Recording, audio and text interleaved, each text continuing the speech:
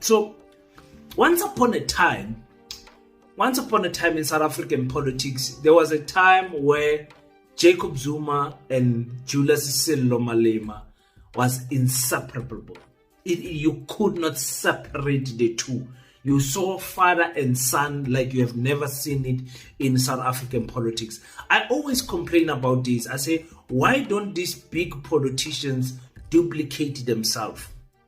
Why was it so difficult for us to have another Mandela? Why was he not twice-seed by another young man who thought, when that young man speaks, we're like, wow, this guy speaks like Mandela. He acts like Mandela. He behaves like Mandela.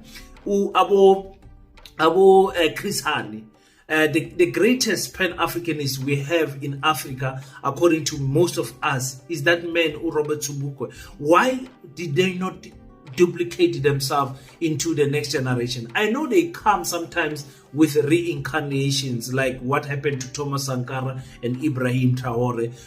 When you see Ibrahim, you see Thomas Sankara, and I think Thomas Sankara died a year before Ibrahim was born, or 2 years before he was born, or something like that.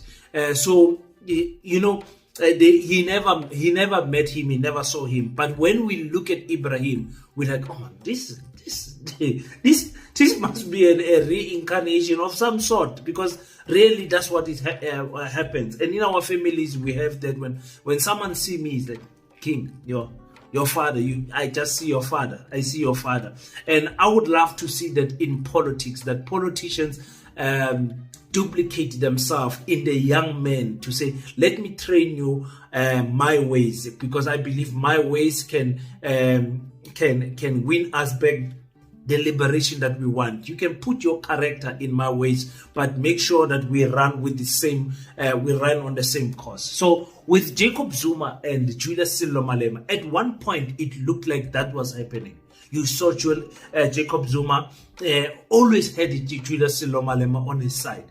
Julius Malema has got a different character from Jacob Zuma. Little bit more radical, little bit more,